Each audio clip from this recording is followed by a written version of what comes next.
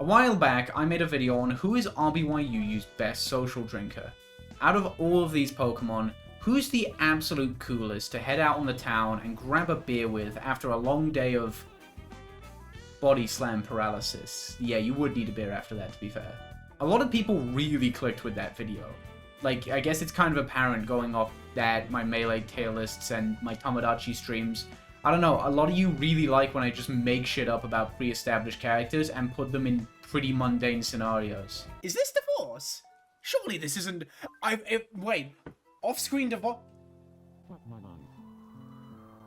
The off-screen divorce? And I'm glad, it's a lot of fun. So, given that I liked it, and a lot of you liked it, I'm gonna do something absolutely unprecedented, and do it again. This time, we're gonna be seeing who is RBY NU's best social drinker. As of right now, there are 15 Pokemon officially ranked as NU, and we will also be including Rapidash. While not an NU Pokemon, it's currently on the PU ban list, and as a result, NU is the lowest tier you can use it in. So, we'll let it in regardless. By the way, gang, just quick sanity check real quick. It's weird that Venusaur is an NU, right? That's not just me, is it? Like, I don't know what it is, but something about Venusaur not being NU, like, when I realized that not too long ago, that, like, really caught me off guard. Something about Venusaur feels very NU, and I can't put my finger on it. Like, when I found out that Slowbro dropped to UU, that did not faze me in the slightest. I was like, oh yeah, that thing's not that great, that checks out. But finding out that Venusaur went from NU to PU, that felt wrong. Now, one thing I should probably address is that this lineup of Pokemon for RBY NU might not last super long. In fact, it might end up changing while I'm working on this video. Who knows? If you saw my most recent video, you'll know that a lot has recently gone down in RBY UU, and there's a lot of Pokemon stuck there at the moment with very little to do, and as a result, they'll most likely be dropping to NU soon. I mean, there's at least 3, potentially 4 water types in UU who are currently kind of ass and probably on a one-way ticket to NU. Regardless, instead of worrying about this or waiting for it to happen, I think I'd rather just go ahead and make this video. One, because, you know, I've been writing stuff about these 16 Pokemon, and I like it, and I want to talk about it. And 2, like, even if these Pokemon do end up in NU, what do I say?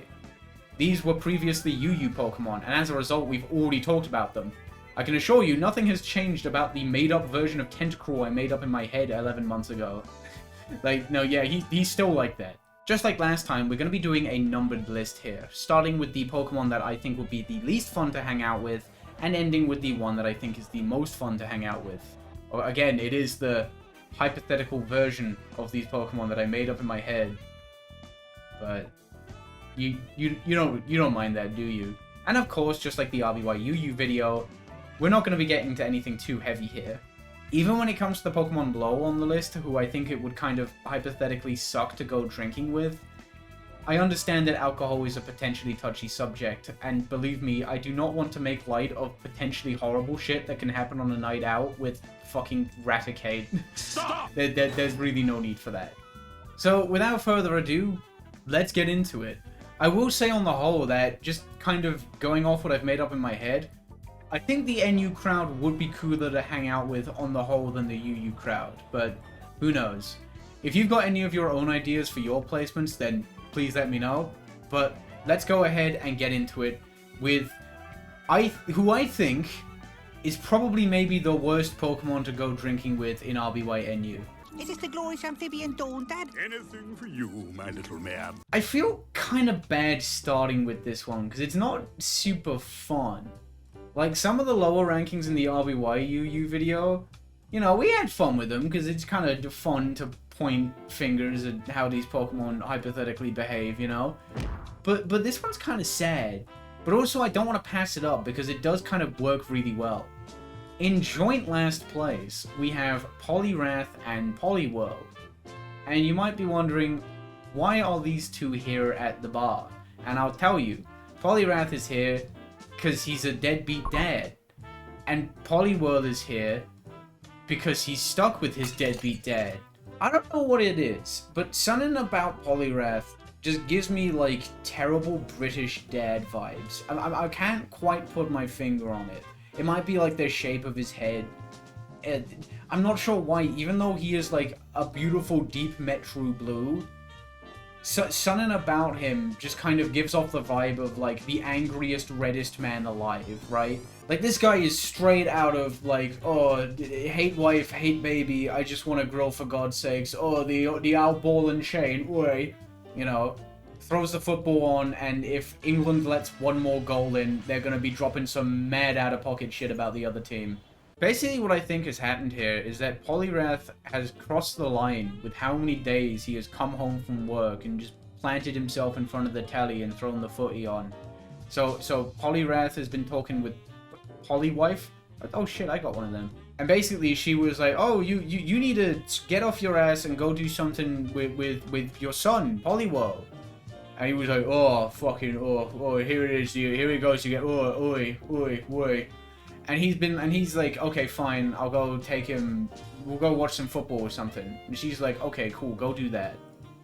But then instead of actually doing that, he just takes Polyworld, they go to the bar, he plants himself in front of the football at the bar, and, like, Polyworld is just kind of there with an orange juice, and he doesn't really have anything to do. Like, Polyrath is, like, not interacting with the other NU Pokemon at all. Like, this is not a night out for him. He has zero interest in socializing whatsoever, right? Like beer and football are like his equivalent of, like, jingling keys and Cocomelon, right? Like, he's got them, and he's out. That's it. He's not gonna notice a single other thing for the rest of the night. Maybe by, like, beer 5. He'll, like... Well, even then, he might say shit to people, but it's just gonna be rude. Right? He's just gonna see people who look just vaguely different, right? He's gonna see a PU Pokemon walk into the NU bar, and he's gonna be like, "Oi, what you fucking doing here? Coming to our tier, stealing our fucking jobs, winning our matchups." Poliwhirl doesn't really contribute to anything at all, but, like, fair enough. He is just like a teenager, right? He's just kind of there with his orange juice, kind of waiting for this to be over. And, like, it's not like he can really socialize with anyone, because he's kind of, like, out of his depth, you know? Granted, I will say, you know, he's a good kid. He's a good kid. He's got a bright future ahead of him, even if this whole thing kind of sucks. I think the other NU Pokemon who have their shit together a bit more, they're gonna handle this. They're gonna handle this well, right? And again, Kingler's the bartender. We established this. Kingler's gonna notice what's going on. He's not gonna have it. He's gonna, like... Kingler's probably gonna call Polywife and, like, give her the rundown. And, like, she deserves to know. She deserves to know. I wonder... Polyrath divorce arc? I don't know. I don't know. Look, Poliwhirl's gonna be okay. That's what I'm getting at here. So yeah, the TLDR is that Polyrath sucks. And Poliwhirl, you know, he's just stuck in a shitty situation. But I am still gonna rank him at the bottom, just because, like, if Poliwhirl is at the bar, then that means Polyrath has to be there, right? They're both part of something bad, so that stinks. You hate to see it. This is a bucket. Dear God. So Victory Bell's kind of a funny one, because when we made the last video, this thing was still an overused. And you know that fucker was pretty chuffed about being overused. And I think, realistically, they were pretty obnoxious about it. So now that they're stuck down here with the NU crowd, I doubt they're handling it very well. I bet when Victory Bell was in OU, they would occasionally, like, go down to the NU crew and just kind of, like... just kind of flex on him in a little bit, in a way that's not fun. You know, Victory Bell's gonna show up and be like, "Oh yeah, I landed a mean crit on a Starmie yesterday." Oh yeah, sorry. Yeah, you guys wouldn't know Starmie like I do. No, yeah, you know the one. Yeah, no, it's no big deal. Sure, they're only 5th on the viability rankings now. You know, and now that Victory Bell is stuck in NU. You know, they've burnt a lot of bridges, basically. I'm sure Victory Bell was, like, on kind of decent terms with the NU mons beforehand. But like after the fact, no. I think a lot of them have been really kind of put off by like Victory Bell showing their true colors after becoming an OU mon. And now they're like, nah, you gotta go. So now I think Victory Bell just kind of mopes by themselves in the corner of the bar.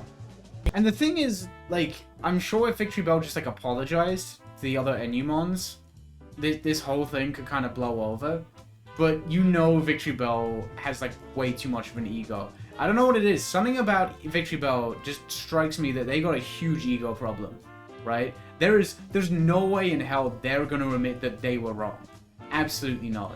So yeah, I think Victory Bell's just kind of miserable and an asshole.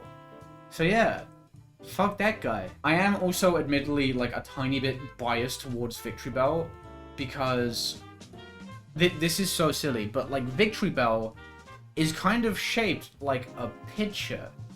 And you know, if you're out at a bar, you can get like a pitcher of beer. And that kind of I don't love. Because that just like inadvertently reminds me of like probably the dumbest shit I've done while out drinking. Which was at the Valhalla 5 after party. Where I could definitely have one more beer and only one more beer. And then I went up to the bar and was like, hey, can I get the big one? And they gave me a pitcher, which was not what I expected. And then suddenly, what you intended to be your 6th beer turns into your 6th, 7th, 8th, and a bit beer. And yeah, that wasn't great. I just kind of stood outside the bar, leaned against the pole, trying really hard to keep it together. That wasn't great. Fuck you, Victory Bell. I don't like thinking about this. Seymour! The house is on fire! Similar to Victory Bell, I think Rapidash would also have some big tearing-related issues going on. But not to the same degree. Well, not to the same degree, just in a different way to Victory Bell, right? I think getting banned from PU kind of fucked Rapidash up a bit. And I think they've definitely got some abandonment issues going on, right? And you sympathize with that, but also the way they're handling it is just like, that's not good. I think Rapidash can contribute really well to any conversation that they kind of like naturally gel with and fit into. You know, like the NU mons of like, you know, the Rapidash is like a new addition to the group. You know, they're making an effort to include Rapidash and things are going relatively well. But the thing with Rapidash is that I think when Rapidash cannot contribute to a conversation, things kind of fall apart. I think Rapidash is the kind of person who like they've planned this night out in advance a little bit, right? Like before they headed out, they were like, okay, this is how I want the night to go, XYZ. And the second the night like deviates from that, they're kind of shitty about it, right? They're not good at handling things not going exactly how they anticipated. And it kind of sucks for everyone around them. Like if the conversation shifts to a topic that Rapidash just can't really contribute to, they're not going to be interested in learning about it. They're just gonna like feel excluded, so they're just gonna quiet up and just be kind of like mopey. You know, they might go off by themselves maybe and just hang out by themselves. And it's a bit of a vibe ruiner, honestly. Not fantastic. And like, if maybe down the line the NU mons are like, wait, what's up with Rapidash? Where'd Rapidash go? Oh, we just, you know, check in on him.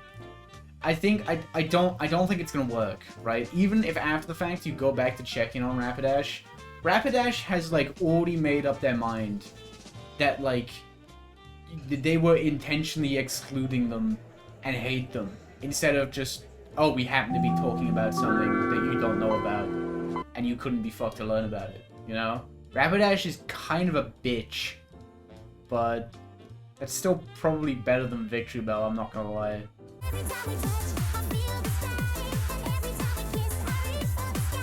Despite being fairly low on this list, I don't actually think Magneton is that bad to go out drinking with. I think they're more like neutral than outright not cool. See, I think basically Magneton is like kind of like a slightly lamer but overall way less problematic version of Dodrio from the UU video. Like, rather than two of them being really cool and one of them being extremely problematic and shitty and awful to be around, I think all three of them are just kind of a little lame, and they kind of just keep to themselves. They just kind of find a corner somewhere. You know, they've each got their own drink, and they just have a pretty water with no ice and white bread with nothing on it conversation, you know? Like, none of them are that interesting, but they're not bad to be around necessarily. They'd be pretty awful to talk to one-on-one. One-on-three? One on Magneton. Like, genuinely, the most spice you're gonna get out of these guys is if, like, one of the Magnemites in the Magneton is like, yeah, you know what? It is fucked up that they're selling Mario Galaxy 1 and 2 for $70. And then one of the other Magnemite in the Magneton would not like that. They'd hear that and be like, what did you just say? You dare to imply that Super Mario Galaxy 1 and 2? Two of the greatest games of all time are not worth a mere $70? My goodness, that's... Yeah, and, you know, they just get kind of... You know, they're basically just like a... They're like a... It's not a love triangle. It's like... They're basically just like a discourse... They're a discourse triangle, right? Where, like, one of them will have, like, a lukewarm take. The next one does not like it and starts arguing. And then, like, the one at the top will kind of... Probably also did not agree with the first one, but is kind of pissed off at how the second one is handling it. And then it just keeps going. It just keeps going, I think. They're basically just in an endless loop of rage baiting each other. That's not... You know what? Just leave them to it. Leave them to it. They'll sort themselves out eventually. I don't buy them the enclosed instruction book and then lecture them about thousands. Charizard is, I think, kind of a nice guy. But his issue is that he's trying a bit too hard to be a really nice guy. Charizard is definitely a bit of a people pleaser. And his whole thing is that, like, he is wildly successful financially, right? Like, he's one of the faces of Pokemon, right? He's been there since the beginning. He's arguably the most popular starter. You know, he's got like millions in royalty money, right? They'd be selling fucking plushies of him 24/7, you know. He got a lot for doing the mocap for Pokken Tournament, and, like, he wasn't like Blastoise. He was there since the beginning. You know, actually, you ever think about how fucked up it was that in Pokken Tournament, they sold you 2 characters and kind of nothing else for $15 in 2018? That was weird, right? That was weird that it was that much. Because that's like 2025 fighting game DLC character pricing. Like, that's not fantastic even by today's standards. And they just did that. And I never heard anyone talk about it. You know? Like, I know Pokken didn't have that much reach. I don't fuck with it. I wish I did. Well, I don't. It's stuck on Nintendo hardware. It's fun to watch. It was weird that they did that, though. But yeah, Charizard is, like, absurdly successful financially. He's incredibly wealthy. But I don't think he's that successful socially. He definitely feels a little bit unfulfilled, right? He was probably on good terms with a lot of these Pokemon, like, back in college or something, and then he's been away from them for so long, and he's a bit out of touch, and now he's, like, you know, coming back to his roots, and he doesn't really know what to do, right? So he's kind of just, like, filling the void in, like, the fact that he feels a bit left out by, you know, constantly buying rounds, you know, constantly buying food and stuff. He'd be laughing at jokes he doesn't get. He's saying yes to things when really he should just be like, oh, I don't know what that is. Do you want to tell me about it? You know? He's just a bit of a yes man. And he's a nice... I'm sure he's a nice guy. But he needs to just be himself, right? I think a lot of the NU are not clicking with him. And sooner or later, he's got to learn. I think when he does learn, he's going to be a great guy. He's going to be a great guy. but he does have a bit of learning to do. Right, so number 10, we've got Aerodactyl. And I think Aerodactyl is the first Pokemon we've touched on so far that I could confidently say I would go drinking with, like on the regular. He's got a vibe that I can fuck with. I think Aerodactyl would mostly be pretty cool. There's some catches, that's why he's number 10, but on the whole, me and Aerodactyl, we're like this. I remember when in the UU video, when we got to the first Pokemon, I was like, oh yeah, I'd have one with him. I'd crack open a cold one with that Pokemon. Yeah, sure. I like actually physically went and I got a beer, you know, for that Pokemon. Not doing that this time. That was very silly. And you know me, if there's one thing we don't do around here, it's get silly. See, this actually has nothing to do with a Pokemon. I only wanted to pull this out to show off my cool glass. Check it out. It's got Falco Lombardi from Short Hop Laser on it. Wait.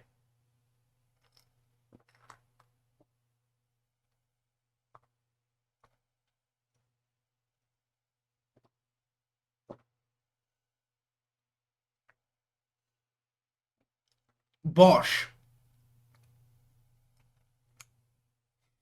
It's 11 AM. The optics of this are not fantastic. Right, so next up we got Aerodactyl. And in my opinion, Aerodactyl is like a genuinely nice guy, genuinely cool dude. But he's got one pretty substantial and pretty obvious catch. And that's that he drinks way too fucking fast. There's like zero issue with Aerodactyl up until like beer 5 or 6. He's like very funny, very charismatic, you know. Just genuine blast to be around. But the problem is, he's on beer 5 or 6 by the time everyone is on like 3 or 4 maybe. Aerodactyl is gonna become the entertainment for the night pretty quickly. And like, that's fun to an extent, you know? Like, he's that one guy who like, he's got a little more drive to be doing goofy shit than everyone else. Everyone else has their wits about them. This guy's he's lost the plot a little bit. Lost the plot affectionately. You know, he's not a nuisance or nothing. He'll get there, but he's not yet. But the problem is, later on in the night, this guy has had, like, way too much, right? And Aerodactyl doesn't really strike me as the type to, like, complement this with food. You know, because you know people who drink a shit ton, but, like, they eat to balance it out, you know? Or do the old one water, one beer. You know, 1 water, 1 beer. This guy, he hasn't touched a drop all night. I mean, he's weak to it, so yeah. The one thing I will say, though, is that when he has had too much, he's not, like, that bad, if that makes sense. Like, obviously, if you're too drunk, you're not going to be great to be around. You're going to be falling all over the place, you're going to be mumbling, you're going to be stumbling, you might throw up. But he's not going to do anything, like, awful while he's drunk. Like, listen, at the end of the day, drunk actions are sober thoughts.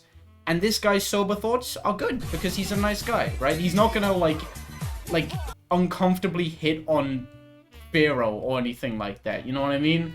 He's just kind of keeping himself to himself, going around having a fun time. But also, he might rip a hole in the pool table. Or stand on it, maybe. You know, He's a little embarrassing. He's a little embarrassing. He might also get you kicked out. Like, again, this guy's not doing anything that bad. But, like, if you're blackout drunk, you're blackout drunk. He's gonna make a mess. He's gonna knock some shit over. He's gonna bump into a waiter. They're gonna spill they're gonna spill the fries everywhere. It's gonna be a disaster. You know, he's gonna, like, order food, drop it on the floor. I don't know, he might knock chairs over or some shit. He's gonna break a glass. Like, also, another thing is if you're having, like, a house party rather than going out, might throw up on the carpet. Again, like, something about Aerodactyl strikes me as a guy who could throw up on your carpet. You know what it is? It's because this guy gets, like, no coverage, but he has Fire Blast, you know? Nothing but normal type attacks, Wing Attack, and, like, Fire Blast. He's gonna throw up, and it's gonna be nasty. That being said, he might have a bit of a problem, but when he's in his problem mode, he ain't the worst. And up until that, it's pretty fun. So he needs to work on himself. Aerodactyl needs to work on himself. But before they need to work on themselves, Great crack. So not that bad, all things considered. Rice chicken. Rice chicken. Chicken rice. Next up on the list, we have Moltres. And in my opinion, Moltres is kind of like lawful evil Clefable, if that makes sense. Like in the UU video, we had Clefable, who was kind of like a little socially, like, not awkward, you know? Not socially awkward, I would just say more of an introvert. Like, Clefable keeps themselves to themselves, but if you happen to bring something up that Clefable was really interested in, like, I don't know, Bionicle 2007, Clefable would be over the moon, right? Clefable would instantly become a yapper. I think Moltres is kind of like that, but a bit less of an introvert and more just... I don't know what I'd call it. I think Moltres is just kind of like keeping themselves to themselves very intentionally, and they're picking their spots in the conversation, right? If you happen to bring up something Moltres were really into, then they'd lock in, but it's less that they're just like excited to yap about it, and more that they're actually like looking for an interesting conversation. Like, let's say you were like, oh, I've been listening to this new album, Groovy Beats 8. And Moltres would chime in because they've also been listening to Groovy Beats 8. And you're like, oh, great, this is going to be fun. This is something we can talk about. This is cool. But I think Moltres is going to be more confrontational about it, right? I think if you go, oh, yeah, I love Groovy Beats 8. My favorite song was Groovy Tune 4. And then Moltres is going to be like, wait, that's your favorite? You fucking say... Groovy Tune 4 is like objectively not that good. Objectively not that good. I think Groovy Tune 6 is easily the best. Like there's just no way. And I think if you're the kind of person who doesn't take being told their opinions are wrong and dog shit very well, this might not be your cup of tea. But the thing is, Moltres strikes me as a very specific kind of person where they'll have the most fucking bananas sounding opinions ever, and then you're like, what the fuck are you talking about? But then they explain it and you're like, oh, yeah, I guess so, right? They'll say something completely out of left field, but then they'll perfectly back it up, right? So initially you're kind of upset that like you've been challenged like this, like they've been so dismissive of this thing that you like, but then they explain it and like you find it quite interesting. And you can't really argue back. You're just kind of like, oh yeah, I guess that does suck about that. And I guess that thing you like, yeah, that, damn, they might have cooked after all, yeah, huh. It's interesting. Again, this is not everyone's cup of tea, I think. I think some people are just going to be told that they're wrong, and they ruined. They ruined. But if you're down for some interesting talk, I think Moltres could be fun. This is the kind of person I think I run into Okay, well, either I run into this kind of person a lot, or I'm just not good at backing up my opinions. So, like, it just happens with normal people, right? I just be going around and I'm like, yeah, Heroes is my third favorite Sonic game. And they were like, what the fuck? Why? That game's, like, not that good. What the fuck are you talking about? And then I won't be able to back it up at all. I'll be like, if you get used to the movement, then, like, it's really fun. If you only play Team Dark, that's fun. So, yeah, Moltres would not be everyone's cup of tea, right? I think you would need to be in the mood for Moltres. Moltres either hits when you're completely sober and you can fully engage in this pretty interesting conversation, or when you're, like, slow drinker, too. I think Moltres is a bit of a slow drinker. You're going to be on beer 5, barely able to fight back against the absolute onslaught of Moltres' like train of thought. And Moltres is on like beer 2. They're completely rock solid. You're going to have no chance. I think this kind of person is fun. In small doses. Not everyone's cup of tea, but honestly, I could go for this every now and again. So yeah, Moltres, you kind of alright. The big bad wolf drops the T slur? So, next up we have Arcanine, and if you saw the UU video, you know what the fuck is up with Arcanine. Arcanine is probably incredibly cool to, like, have a drink with, you know? Like, very, very cool. But, like, they don't really mingle with the rest of the NU crowd. Or you, hypothetically. Because Arcanine is just off in the corner of the bar, hanging out with her girlfriend, Vaporeon, right? We've established this. Arcanine is, like, this big 6'6" butch lesbian. And Vaporeon is, like, not that. But they're very happy together. So you just wouldn't really bother interrupting them. Like, if they did mingle with the rest of the group, they'd be incredibly cool. But they don't. I will say Arcanine's probably a bit more intimidating than Vaporeon. Vaporeon's pretty approachable. She'd be a bit more introverted. Like, you either know Arcanine, or, like, you're not getting a word in. Arcanine's kind of scary, you know, if you're not the best at navigating this shit. Arcanine could kill you on the spot. So you better leave her to it. I will say, though, since... It's funny. When I made the RBY UU Social Drinkers video, Vaporeon was UU and Arcanine was PU. There was a bit of a gap between these two, right? But now Arcanine is NU, and Vaporeon is probably on her way to NU, right? So, like...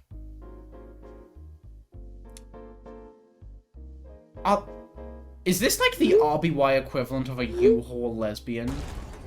Is that what this is? Also, I do want to point out, it's kind of wild to me that, like, the Vaporeon Arcanine thing was kind of like an offhand comment in the UU video.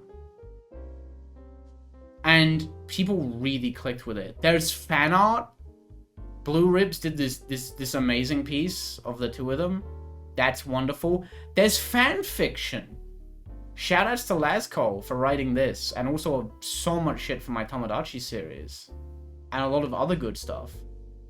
It's kind of bananas. Y'all really like slapping these two together. Which is pretty cool, honestly. I like Arcanine. I think Arcanine's a cool Pokemon. Doesn't really do a whole lot of stuff in RBY, but it don't matter. I mean, my favorite Pokemon's Pinsir, who's, like, Omega out of a job right now. So, like, it's not like Pokemon need to be good for me to like them. Also, this is not related to the next Pokemon. This is just something that I just realized I forgot to include in the Charizard section. Someone on Blue Sky asked me, who would Charizard main in Street Fighter 3 Third Strike? And in my opinion, I think Charizard is a Q player. And listen, no offense to the genuinely good Q players out there. I mean, like, listen, keep doing what you're doing. I got my ass handed to me by one at UFA. I play Urian. That's like a 9-1 matchup. I should not be losing that. But shit, no, they were incredibly good. I think Charizard is a Q player, and unfortunately they're the worst kind of Q player. I have a horrible feeling Charizard is a low tier guy, right? Someone who goes out of their way to pick a low tier, not because they like the character, but to be, like, different, right? They saw, like, top 10 Q moments, and they were like, oh, I'm gonna be the next Q, right? That's gonna be me. But they don't have any attachment to the character. They're just playing a bad character for the sake of it. So they're just gonna get tilted incredibly easy, right? They're gonna be blaming their character for shit 24/7. They're gonna be flaming people who are just normal enough to pick good characters. You're getting angry at Ken players. Like, that's like a third of the people who play the game. Grow up. Like, come on, man. But yeah, I think Charizard's gonna be dropping this game. I don't see it working out. I don't see it working out. I'd be throwing a lot of shade Charizard's way for someone who's not that bad, but you know. Oh my god, yucky bugs! Venomoth, in my opinion, is like a mature version of Raichu from the UU video. If you remember that, I said Raichu was like someone dealing with a severe inferiority complex because of like Pikachu's success, and the way they would go about it was awful. They'd come to the bar, they'd be drinking way too fast, they'd be trauma dumping for everybody, and they would listen to your advice, but it would be very surface level. So they would listen, learn nothing, come back, do the exact same shit. Venomoth has none of that. Venomoth is kind of like successful but unfulfilled, if that makes sense. I think Venomoth is kind of like bothered by the fact that in like RBY NU, even though they're a very good Pokemon, they're kind of like just fast sleep and fast stun spore, you know? They kind of wonder what their life could have been if they were bug psychic, like they fucking should have been, but whatever. However, I think the way that they go about talking about this is infinitely better. I think they keep pace with the rest of the NU gang quite well. They're not drinking too fast. If anything, maybe a bit slow. They're a little introverted, but they can still join in the conversation and have a good time regardless. And they pick their spots when to talk about their own personal feelings very well, right? Let's say, like, there's one other person in the group who isn't really contributing too much, and it's someone Venomoth knows particularly well. I think Venomoth would then maybe pivot the conversation with that person to, like, how they've been feeling, right? And I think a huge thing about Venomoth, when it comes to discussing their own insecurities and things they're dealing with at the moment, is that they could go an entire night without getting the opportunity to bring this stuff up and still have a great time. And it wouldn't affect them that much. And that's massive. Raichu feels the need to bring this shit up 24/7. And if for some reason Raichu couldn't do that, they'd go home and they're a fucking lump. They're a big Raichu-shaped lump. They're just, like, sorry for themselves like anything. Venomoth is, like, more content than that, right? Venomoth really, you know, they value the life they have right now, you know? You're high tier in RBY NU. That's kind of cool. I wish I was high tier in RBY NU. And I think it's also, another big thing about Venomoth is it's not one-sided. I think Venomoth, for being such a good Pokemon in NU for so long, and also having experience in tiers like UU, where it's also pretty decent, Venomoth would have quite a bit of life experience under their belt. So Venomoth might want to talk about their problems, but they would also hear anyone in the NU crew out when it comes to their problems. Venomoth and Charizard. Venomoth could fix Charizard, I'm telling you. I'm telling you. Charizard is like one talk with Venomoth away from being a Pokemon I would hypothetically drink with, I'm telling you. So, like, Venomoth is not the most fun Pokemon in the world, but, like, every group needs a Venomoth. Someone who's a bit more down to earth, right?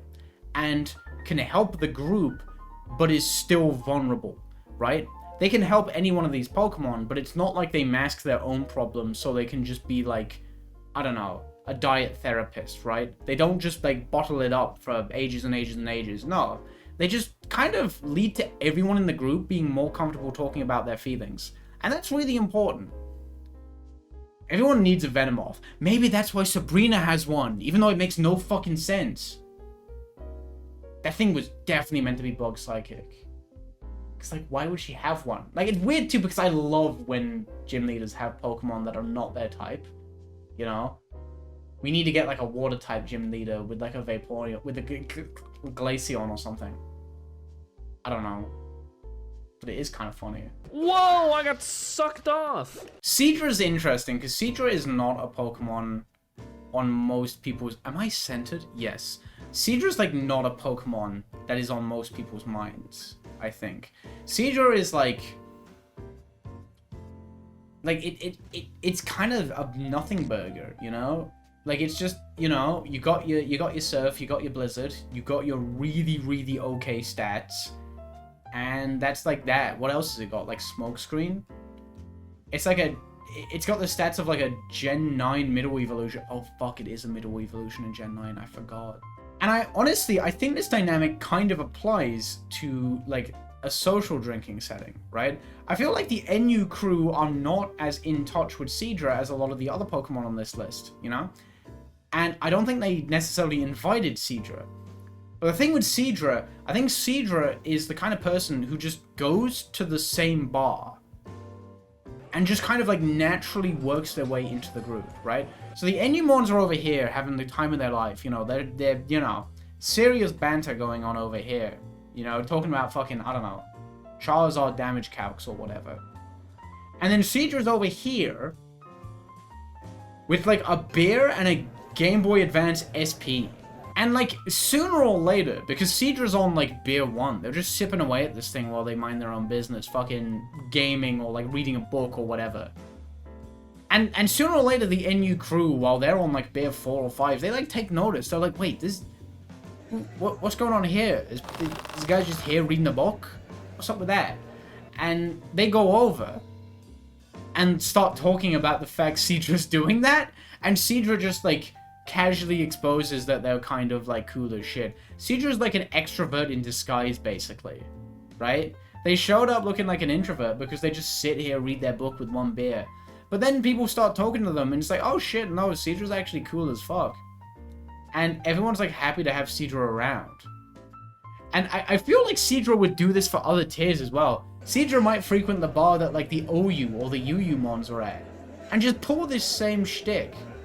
Cedra's, like, worming their way into every friend group. And, like, good. I bet Cedra would be pretty cool, right? But yeah, it's kind of funny. I feel like I should mention as well, Cedra, like, worming their way into every friend group by doing this is not like a scheme. There's not, like, an end goal here. Cedra's just kind of chill as fuck, right? It's not like they're worming their way into every friend group and they're like, finally, once I've amassed my way into every tier, my ultimate goal is complete. No. Cedra would barely talk about it after the fact. Cedra just shows up to the bar, keeps themselves to themselves, and then after like an hour, kind of joins in on the banter and then goes home, and that's that. Like, this is not like a tentacle situation where they're just like evil. They're not like a supervillain in disguise. Jeez, the summoning is coming up soon. Everyone's been hitting me up about the summoning.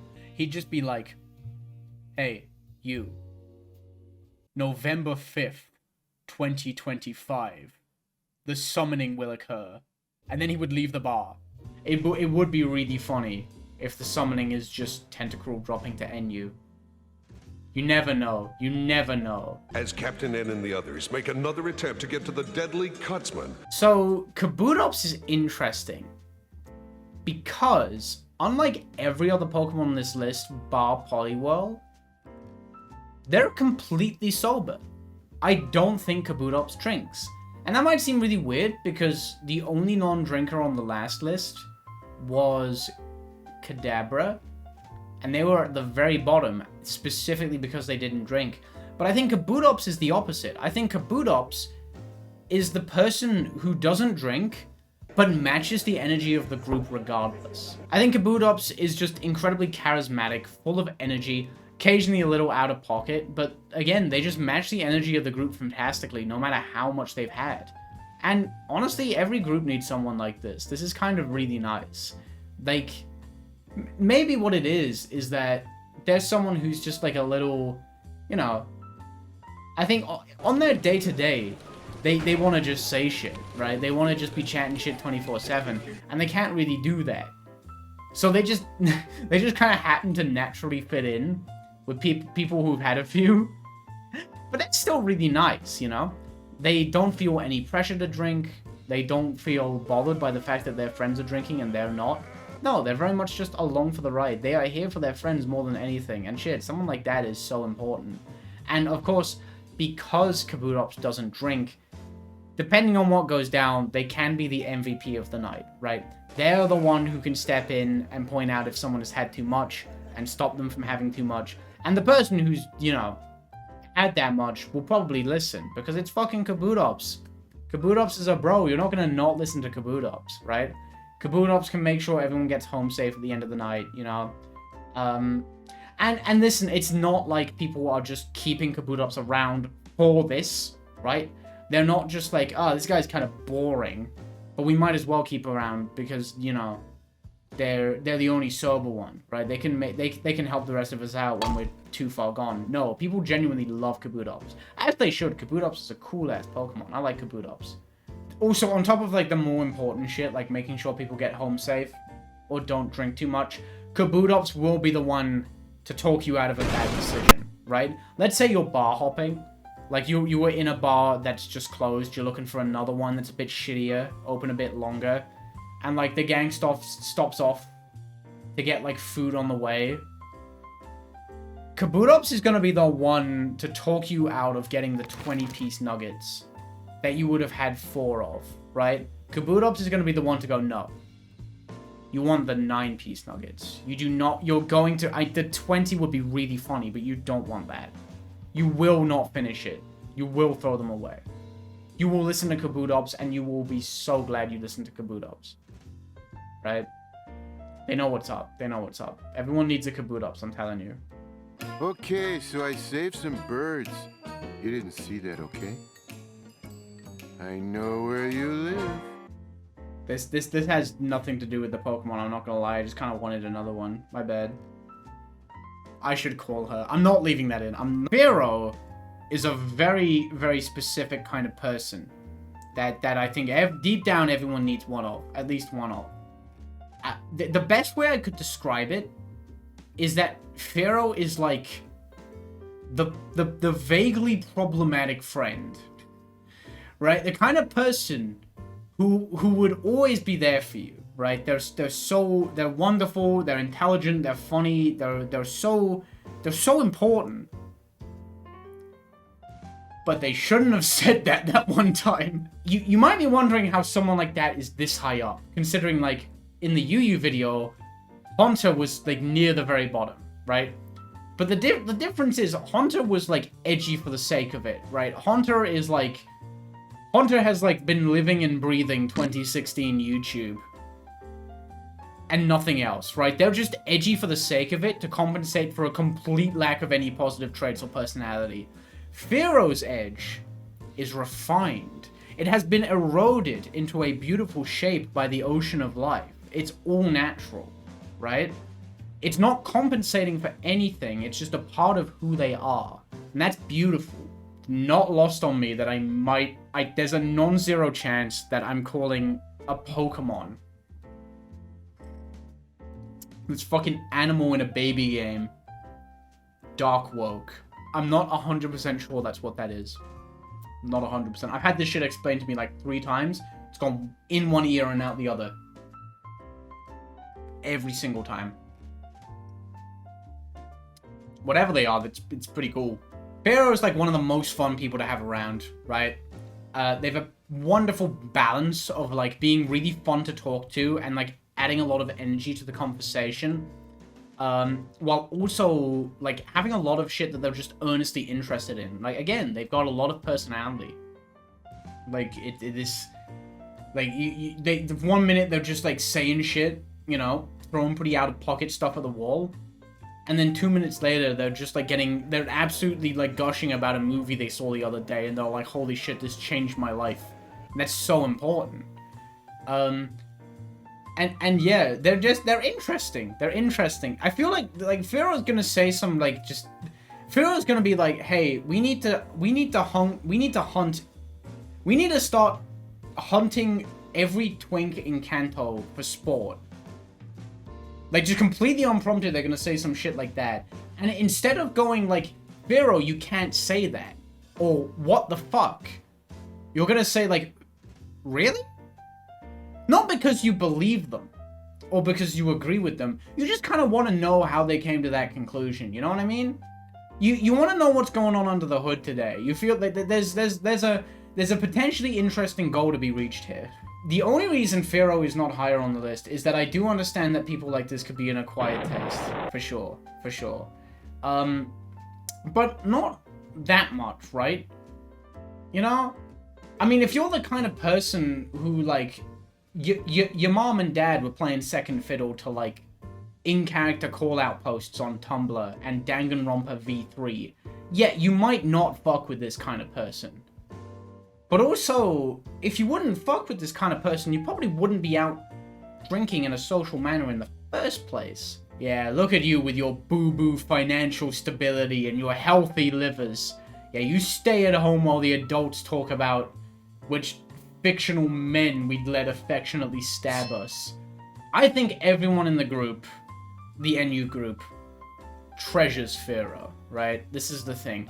I feel like if Pharaoh is leading the conversation, they might say something that, like, maybe the PU crew on the other side of the bar would be like, what the fuck was that? Huh? Did you hear that? But the NU crew get it, right? They know. They know, you know what I mean? They're in on it. That dirty rat! He's cheating! Look! See, in my video on who is RBY UU social drinker, a lot of people were like, Clefable, that's me! They're so me. Oh my god. And I think this is going to be this video's equivalent of that. Raticate to me is like...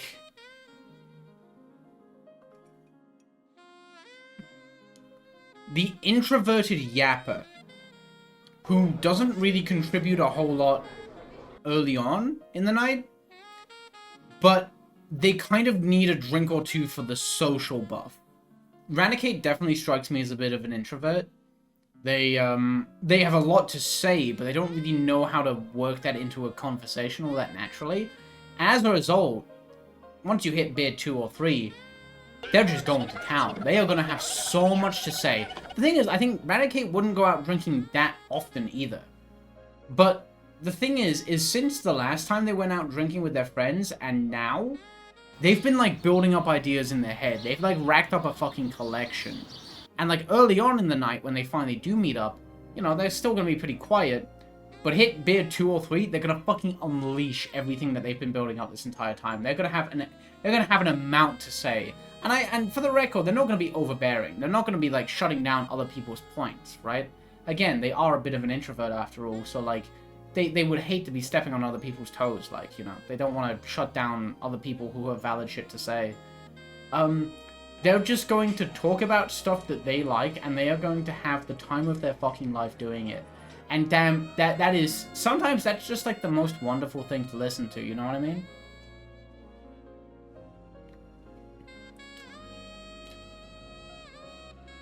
I was really hoping I'd think of a way to, like, continue off that sentence while I was having a sip. Didn't happen.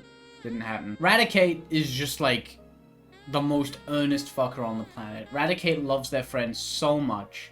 You know, they go about their day-to-day life, and it's a bit of a flash in the pan. You know, they wake up, go to work, do their work, they come back, chat with the gang online a little, you know, play some games. They're so quiet, you know? But the second they're out and they've had a few, that makes them like gives them a bit of the artificial confidence to feel like they can just butt into the conversation with whatever they want to talk about. God damn, is Raticate fun to be around. Like I feel like Raticate would definitely have that kind of like that self-doubt kind of thing. Maybe on the day-to-day they're like, damn, am I that interesting? You know, am I do I really contribute to the friend group here? You know, the NU friend group. Do I have that much going for me? Am I anything? I'm so quiet, I never say anything. But, like, I feel like when Raticate really speaks up, the rest of the NU crowd loves it, you know? They can really see the passion and the joy of Raticate just, like, getting to kind of info dump about all this shit that's happened since the last time they met up. And just stuff that Raticate has engaged with that's really stuck with them. Raticate is, like, the just, like, pure whimsy and joy, right? Incarnate. And they need a bit of help to let it out. But once they do let it out, damn, is Raticate a fun person to be around. That's awesome. I really like Raticate. Raticate's a cool Pokemon. I mean, shoutouts to Ronan from the Supercut. Oh shit. I forgot to shill. My bad. It's a bit late in the video. It's a bit late in the video to be doing this. Gang, if you're watching, you love my videos, like, so much. I have a Patreon and a Ko-Fi. It's a weird time to be doing this. It don't matter. It don't matter. You know, I hate every sponsorship ever. I hate all of them. They're all cringe. I don't want to engage with them. But if you like what I do, you can... You know. I feel bad putting this in Raticate section. I really like Raticate. I shouldn't be infringing on their like, moment to shine like this. But yeah, you could support me if you wanted. People really pulled through on the Dragonite video and it meant the world to me. I was like so nervous. I was like, damn, I've never showed like any of that before. Are people gonna hate me for it? People, God, I got a good fucking fan base. I got a good fucking fan base. You lot, you're alright. You're alright. Mr. fucking Mime is a Pokemon that has been done so dirty. So fucking dirty. People love to paint this one like he's a creep and a weirdo. And I'm not having it. I'm not fucking having it at all.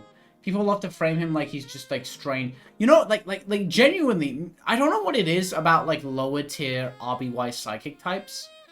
They really get the short end of the stick from like the way people view them. Like first Hypno and now Mr. Mime. Mr. Mime really got the same shit that Hypno did, minus the fucking goo goo gaga fucking Sonic.exe creepypasta bullshit. But like, I like Mr. Mime. Mr. Mime, in my opinion, is a cool fucking dude. You know what I'll say about Mr. Mime? I think Mr. Mime is what Charizard wishes he was. I think Mr. Mime is genuinely a bit of an everyman. I think he's like an extrovert, very much so. And damn, if he is not the life of the party, he knows everyone in the NU group to a T, right? He can engage with anyone's interest.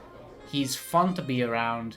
He's exciting. He's got stories of his own, right? He's not just along for the ride the way Charizard is, you know, kind of like just being a bit of a yes man, just agreeing to shit for the sake of it.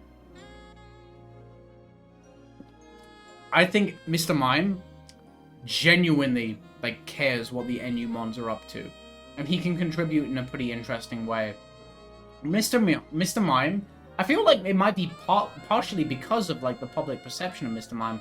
Mr. Mime does not give a fuck what anybody thinks. You know what I mean? Mr. Mime will tell you straight, right? If you're having problem, Venomoth, we talked about this. Venomoth is like someone who, you know, will situationally talk about their own personal struggles. Mr. Mime would have some really good insight into that. Mr. Mime's just a bit of an everyman, I'm telling you, right? Mr. Mime has a lot of shit to say, and it's cool. And also, I mean, maybe I'm like leaning too much into the mime thing. Mr. Mime could do a couple party tricks. And like every once in a while, that's fun. They wouldn't overdo it. It's not the only thing they can do. Not the only thing they can do. But they would, they'd bust that out. And when you're like four or five beers in, damn, a party trick is the funniest shit in the world. You'd be all for it. Like, Mr. Mime, I think they're kind of fantastic, honestly. Shout out to Mr. Mime. Another thing about Mr. Mime is that they have huge fucking hands, right? They've got like, they're the closest anyone in NU comes to like normal ass hands. And that's so good, because if you have normal ass hands, you can hold 2 beers. People pointed this out to me. Mr. Mime is probably the best Pokemon in RBY NU, maybe RBY as a whole, when it comes to holding beers. They could hold 2 beers and then chug both of the beers. Imagine that. Imagine that. That's big. You can't pretend that's not big. I think RBY, I love to say shit all the time. Jesus Christ. I think Mr. Mime's only weakness, and people did point this out to me, but I agree with it wholeheartedly. I think Mr. Mime's only weakness is that they're not great one-on-one. Mr. Mime is phenomenal in a group. One-on-one, I don't think they work super well. I don't think they'd be the most fun. That's their only catch. Obviously, you know, doing party tricks for a fucking group of 2, including Mr. Mime, that's not the most fun thing in the world. But that's not that big of a deal, really. Mr. Mime, life of the party. You love to have them around. Shout out to Mr. Mime. They don't deserve to be treated like that by the wider fucking Pokemon fan base. That's my god. My voice has broken 3 or 4 times during this video. It's very embarrassing, but it don't matter. I love to be saying shit so much. It don't matter. What the blast? Okay. That's probably right. Who is the best social drinker in RBY never used? I need to hold that shit further away from me. What are we thinking? I have a take. Okay, what's the take? Blastoise. Blastoise. Yeah, I'm Blastoise. saying. I was saying Blastoise. I'm saying. Yeah, me too. Because Blastoise can learn Ice Beam, so he can cool your beer. It's like, imagine you were sitting outside, you're like, oh damn, my beer's kind of like warm. Oh damn, Blastoise hits a fucking like water gun or like an Ice Beam on it. Now we have a cold beer, and then he can store the beer in his cannon. He's built like a good drinker. So he can like, you can like chock him full of beer, cannon? and then he fucking shoots beer at you. Beer cannon? Yeah. People don't think about this. Me personally, I'm also a Blastoise believer in this. Holy shit, we're 4 out of 6. But for different reasons. Okay. For me, first and foremost, you've seen Blastoise. He's built like a dad. He is built like a dad. He's got like the. Hello. Oh, you like, joined at an interesting time. We're arguing whether Blastoise is a good social drinker. What do we think? Yeah, this is going in a video, by the way. You think so? Yeah, I think. Can I finish my point? I think Blastoise would be a good social drinker because he's like a big fat guy. Yeah, he is. Yeah. Can I finish my point? Yeah, you can finish your point. Big Bye. fat guy, dad bod. He's got the belch left. Yeah. So he's awesome. He's Yeah. also a water type, so he can hold his alcohol, but he will also feel it. He will feel it. Yeah. He will feel it. So he's cool. But then also, as a second, you have Charizard on the side, because they're kind of like. They're not great together. But they're like they're almost. I'm saying they got a little bit of like a smaller rivalry or whatever. They talk shit about each other, and you can talk shit about one guy to the other guy while they're in the room, and then you make like a whole circle. But I feel like. And Charizard cannot hold his alcohol. But I feel like drama. Charizard and Blastoise are like frat brothers. Like they used to party a shit ton, and then like Blastoise didn't get all the fame that Charizard got. Yeah. No, yeah, it makes sense. So he's like a bit jealous, you know, like it was like if you graduated with like Elon Musk and you're like, oh, I fucking hate that guy. Yeah, I'm saying it. So like, but also what you don't think about Blastoise is that, oh shit, is it like, what you know, the golden rule of drinking is like 1 water, 1 beer.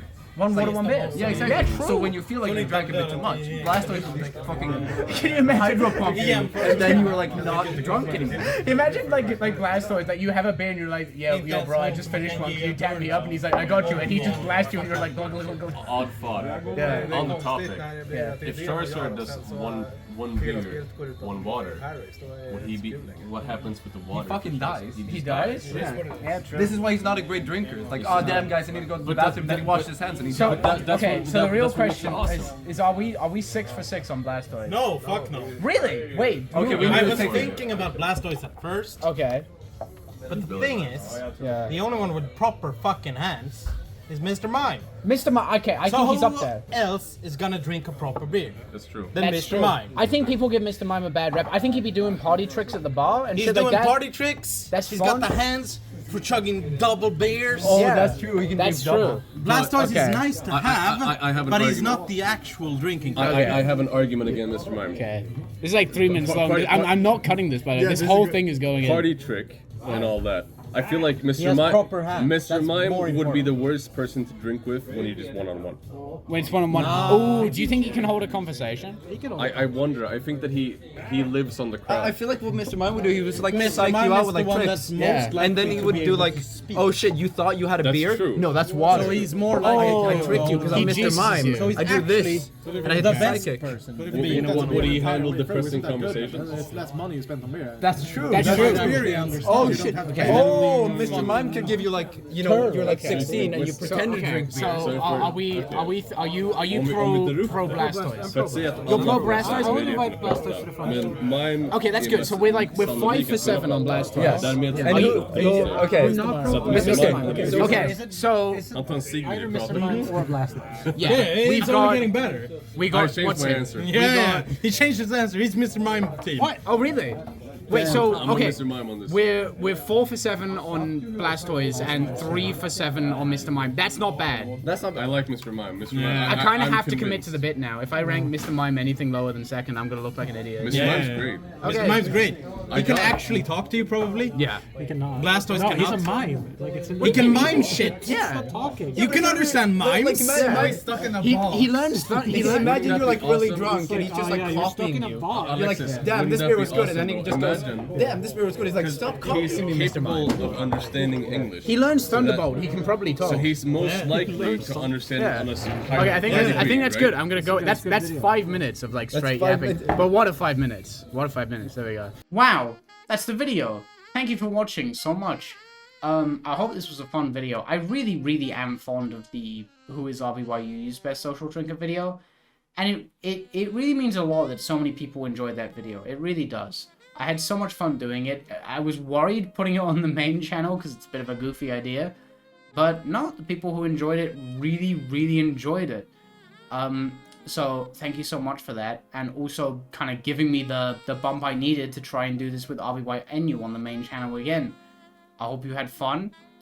Maybe we'll do this sometime for PU or ZU, you never know. But yeah, I had a great time. Let me know if some of these Pokemon you're like, hey, you dared to put this Pokemon at 13th?